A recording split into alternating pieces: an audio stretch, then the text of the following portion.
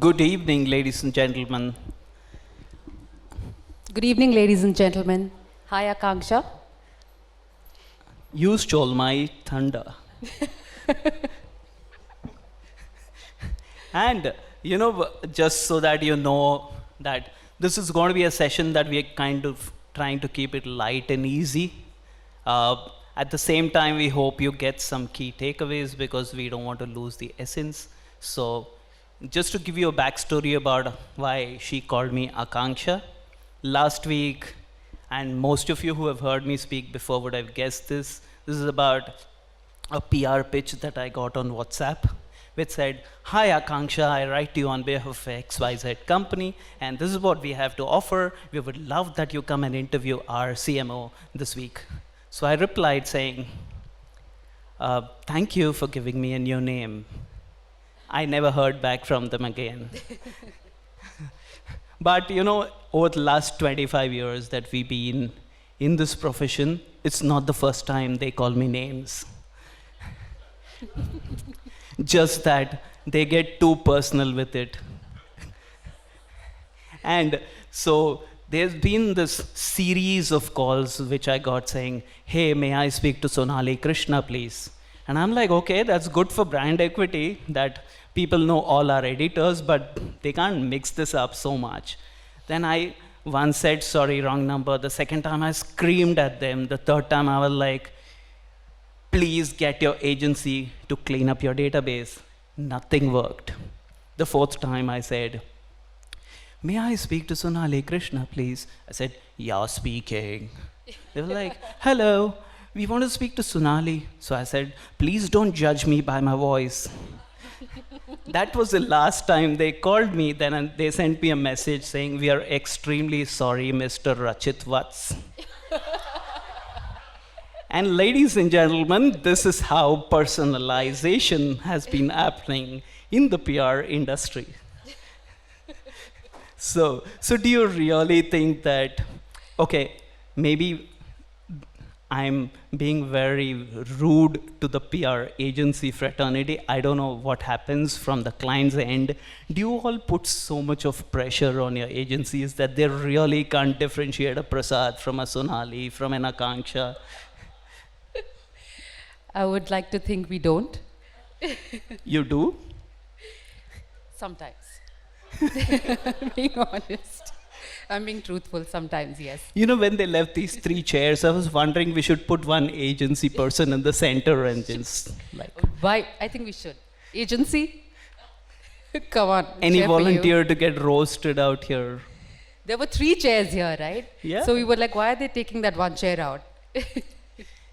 But, on another note, do you seriously think that in this age of spray and pray, where they think that, okay, we take this one message, plaster it across, just send it to agencies, from agencies to a digital publication, to a television station or a print publication, we just send the same thing over to all of them.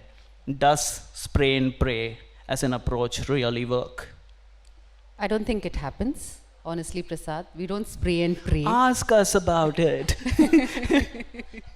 I beg to differ. But spray and pray, no. Because we do curate content, we do look at the story, we do a little bit of background research on the reporter, on the journalist who's writing the story, and we look at it from their point of view, from the consumer's point of view. What are some of the things that would interest them, that would pique their interest? Because right now it's all about integrated communication. So it's not like a one-size-fits-all, not like how it used to be earlier, where you send out a press release and you think that, okay, that's going to be plastered in different media. We have to curate content for the different kinds of media that is present. So if, for example, we're doing a story for print, that is going to be different from a story that we're going to be doing for social, or for digital, or for any of the other emerging platforms. So yes, we also do take a little bit of time, go back to the drawing board, and we do kind of curate stories for the different audience and medium. Okay, now to take a very, very kind of maybe lenient kind of approach, has it become extremely difficult to personalize at scale, considering the number of Uh, well, they call themselves media outlets. I would just call them publicity outlets because I don't consider blog and influencers to be real, genuine media. Me, old-fashioned me, please pardon me. But with so many kind of people to approach and get your message out there, do you really think personalization is a huge challenge? We are talking about something very utopian here. No. No, I think it is not. We are not. Personalization very much exists because there is such a huge target audience out there and it is so diverse.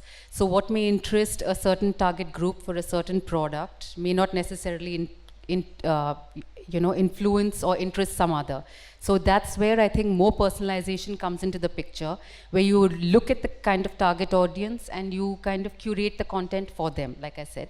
And again, it goes back to brainstorming, internally within your company, with your stakeholders, with your PR agency, and also taking into the fold your the media counterparts that you're looking at and dealing with, that what is it that they can take out there to the market and make more newsworthy, more talked about, and have a more sticky factor. Okay, so me and Sarah were talking about this concept, and now I would like to ask her in front of all of you that in this march towards personalization, do you actually hire resources, particularly maybe from the agency side, where they are interested genuinely in a product or a concept of yours? Say, for example, take Coke Studio. Would you actually want that PR resource from the agency side who lives and breathes music, okay? Because this PR person, I assume, okay, and I could be wrong, would want to research on all the music publications, on all the music channels, and that PR person who would be able to personalize better. Are we trying those? Yeah. Or is it still, a concept? No. It's very much true.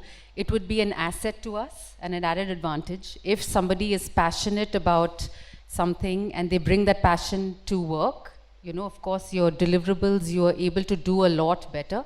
Like in the example of Coke Studio as well, we have had instances where we've had, people who are passionate about music kind of move into Coke Studio and whatever the deliverables that it has as a global platform. So there have been instances, yes. But if that program, say in India, is a 3-month affair, so would you risk having a resource who's 9 months without a job, but you're paying for them? So that passion can always be translated into other things, right? Doesn't have to be, if they're passionate about one thing, doesn't mean that they're not going to be passionate about other things that you put them into. Mm-hmm. Argument's sake, you can be passionate about one thing and be passionate about another. But can you personalize one thing but end up not personalizing another? I don't think that would agree with the mandate. I put you on a spot. Yeah, you did. A little bit. Yes, but the expectation from the associate, I take myself as an example, right? So I am passionate about communications. So if somebody tells me about financial communications, it's not like I'm not going to give my best to it. And it's not like I'm going to not do a personalized PR pitch on it. I will find a story, I will find a hook, and I will take that forward and go ahead with it. It's, I think, the culture, what the company infuses in you of accountability that you're able to deliver forward and take it. Okay, and given your diverse experience, okay, across industries, what comes in the way of a personalized pitch? I'm sure it's a fairly easy answer, but still I would like to get it out of you. I think from a corporate perspective, resistance from the part of the media at some times, that maybe they think that, okay, this has been talked about a bit much, or that this is not as newsworthy because they're looking for numbers. They're not looking for, like always the humane side of things. And we always want to tell the human story of how it's impacting people, how it's impacting us as consumers. So it could be sometimes resistance from media. Mm-hmm. Is that resistance right or wrong? Because as we sit from our position, we feel that there is too little resistance to absolute trash coming your way. we feel the rigor has kind of come down, which is actually hurting the personalized pitch. For example, I think Madan spoke about it in the morning that, the rigor in journalism has suffered and we have to accept it. It is probably resulting in not the right kind of standards being set, maybe even at our end. So for people who set those standards, they may be just like labeled as rude, they don't give us time, but there's not enough effort to understand the other side of the story. How many times have marketers or communication professionals put themselves in the PR shoes and tried to understand, okay, what is that point of resistance? Are those publications being genuine, or are they just saying no on a whim and a fancy? So that's where the power of brainstorming comes in, Prasad. Because I agree with you, sometimes there is resistance that comes from there. So we need to actually sit down and understand. So what is it that interests you? How can we help you? How can we work together to make impactful stories and to tell like a very strong narrative that works? So I think that's where, and brainstorming not just with your stakeholders externally, but I think even internally to see what are the different picks that we can talk about, and then bring the other person in and say, okay, does this interest you? And more often than not, it works, So the other person also sees your point of view and you kind of work out a story that works out really well. Okay. In this approach towards personalization, there are often, we hear from the PR fraternity that our client wants coverage in your publication. If not this, will this work? If not this, will that work? Now, that is not personalization at all, right? Because here you're just coming and saying that I want to just plant my name in your publication. I don't mind what you do with it. Maybe you can just write my brand's name some 108 times and you have a story. Okay, I can't speak for others. I can speak for Coca-Cola. I know that doesn't happen, so only if it's something that's newsworthy that we think would be of interest, yes, we do push for it. And also it depends on the reach, depends on the target audience.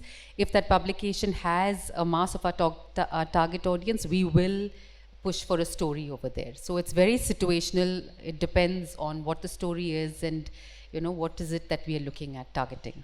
Okay, now that we are speaking about a very data-rich world, how many times have you used data to personalize a pitch? Many times. So can you give us an example? Maybe Sure. not Coca-Cola, maybe Caterpillar or... Sure. I can give you an example of Coca-Cola. We are working with Times of India on an initiative called Replanet, and that talks about circularity of different verticals of sustainability. So we always go back, whenever the next story is going to come out, we always go back and we see what is the kind of insight that we received from the story being read digitally, and what was the reach, and how did we do, and things like that. So we take those, at least we work with Times to take those insights and see what is the next story and how we can do better in terms of having a better reach and having better, making more data-driven decisions to take that story forward. So this is, would this come under the thing about a personalized, curated content for the reader, or would this come under the definition of a personalized pitch to the journalist? Both are not the same, right? Yeah. Yes, it would be more from a reader's point of view. And so what is some of the things that interest the reader? So, and I think at the end of the day, that is what is important, right? Even a journalist or reporter, that's his aim. What is the reader going to benefit from it? Both of us, me as a company and the journalist, have one common goal, that's the reader or consumer. So his what he says and what is it that he wants matters. So it's best in his and in our interest to work towards one common goal. You know what? I love you for this answer, and believe me, this wasn't planned. Yeah. Nothing was planned, nothing. Except Akanksha. Yes. Okay, but the reason I asked her this question specifically was because most people are personalizing either for the journalist or for the brand. Nobody is personalizing for the reader. How many times have we ever kind of tried to see, okay, who is the consumer? Now, I'm saying reader because maybe I'm biased given my digital and print background, but who is the audience for that medium? And I think that's extremely important because we just lose sight of the real consumer for whom all of us in this room exist, which is the consumer. And we are mistaking the agents or the medium or the people like us to be the consumer. I think that is in itself is a very important realization. Yes, absolutely. So As they thank say, you for the consumers keep. nirvana moment. I'm glad. Thank you. Thank you for asking that question because it is really important to, I think, keep consumer front and center, not just for the product, even for us as comms professionals, and because everything is about the consumer at the end of the day. Okay, the other thing which may strictly not fit into the personalization mold, but it's still relevant, is the way journalists end up writing brand names. Okay, like for Coca-Cola, the hyphen in between is it just comes naturally to you. The world would love to see it, but then we have some brands who write their names in all caps these days. Some brands will write their name only in lowercase these days. Okay, some brands who like to kind of just say that, okay, between my name there are maybe two names, so there's an ampersand. You stick to the style of an ampersand that we have now. How in this world of digital and multimedia can you apply a very, very print centric approach? Is there a huge mismatch between what marketing teams need and what comms teams can actually tell? Because as the reader, he is reading this as a mistake. If all caps, shouty caps, they don't shout your name out on television, right? So why should they shout it out on a printed word, be it in digital? And how much of, so this is about, they want to personalize the brand, but you're not personalizing the message either from the journalist's point of view or the reader's point of view. They genuinely think it's a mistake. Now there are brands that maybe someday they're going to have an uppercase and lowercase alternating. Imagine how funny this will look when it's printed. So I think there needs to be a lot of sensitization that, we cannot push beyond a point in our deliverables, right? I think maybe mature communication professionals understand this and they educate their internal stakeholders. But I think there's a lot of work to be done even on that front, right? There is. Maybe that's overstepping the brief, but... Sure.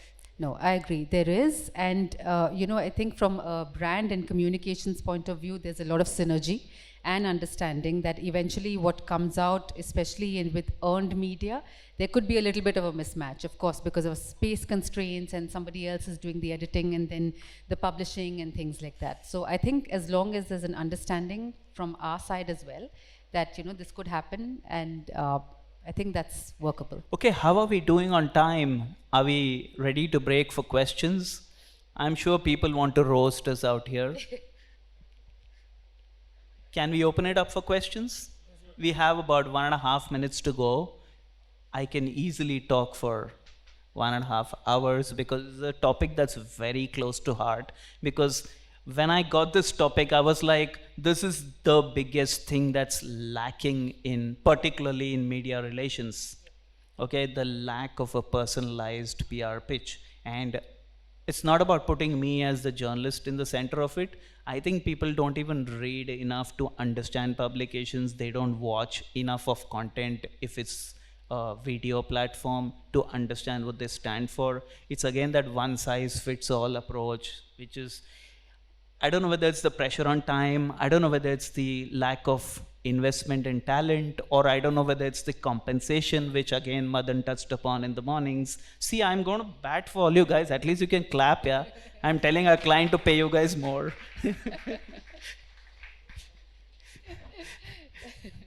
No, but in my, I think from a corporate standpoint, the personalized pitch very much exists.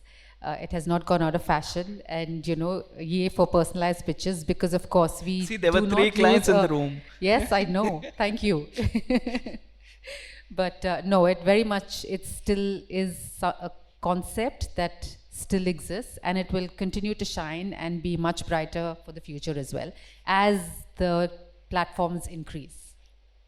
Oh, that's brilliant. And on that note, I think we should break it up for questions. Audience, if you have anything, please put up your hand. It's too bright out here. Me, the old man, might not be able to spot you, but I can see one hand right behind. Yeah. Thank you. You being the only listener. Thank you, sir.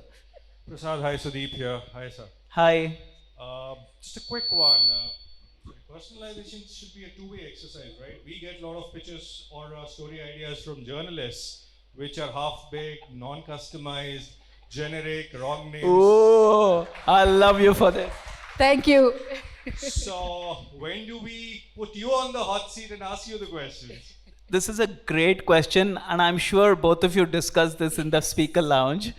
I thought this was all unplanned. I thought this was all unplanned except for the Akanksha part. I don't know. I was not in the speaker's lounge for a very long time. Okay.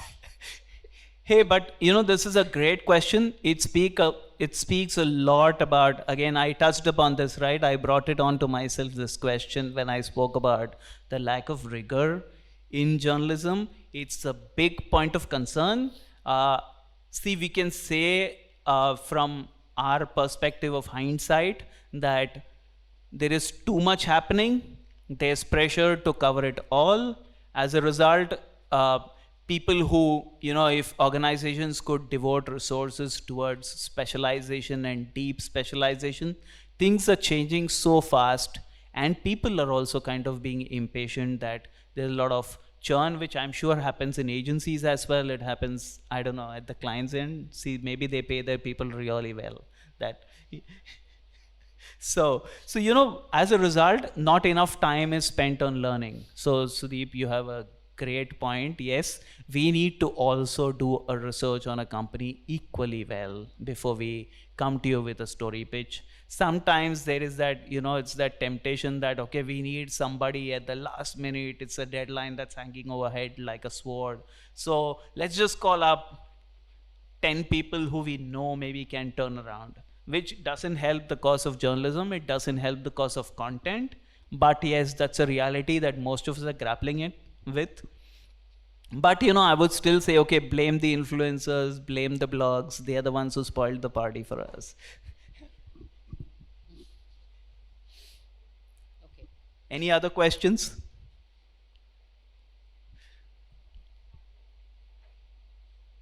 Thank you. We've been really clear. There's so much of clarity and such a hush room.